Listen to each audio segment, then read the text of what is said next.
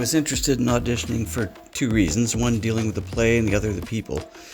The play has a bunch of wicked twists, twist and counter twist at the end, which are unique and delicious.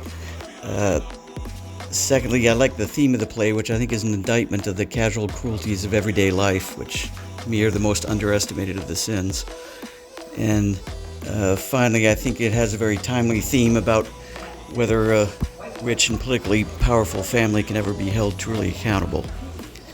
But the people were an even bigger attraction to me. I met Jake, who plays the inspector, and Melissa Ortega, who's our assistant director, back in Romeo and Juliet in 2012. And then we were all together during the 2015 production of Twilight of the Gods by the 4 and 20 Blackbirds. It was my favorite play of all time.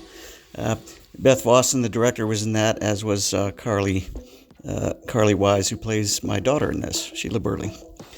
So we were all very bonded after that. We had 6 months together, and everything that group does is fun, interesting, and done well, so I knew this would be too. My character, Arthur Burling, there's very little good to say about him, but I suppose if you asked Thumper's mother, she'd say that he worked hard and is a self-made man. He owns his own textile mills and has become a successful, what he calls public man too, as a Lord Mayor and now as a magistrate. But he's pompous, self-centered, only interested in his advancement. Perhaps while he fancies himself a family man, mostly has to do with how they can be useful to him in achieving those goals. He thinks he's in line for knighthood at the beginning of the play, and that prompts him to do all sorts of things that we don't admire later on in dealing with the problems that arise when the inspector shows up. I think he represents greed, probably, and pride of the 7 deadly sins, which I think a lot of people think is what the basis of this play is about, and he certainly values money above principle.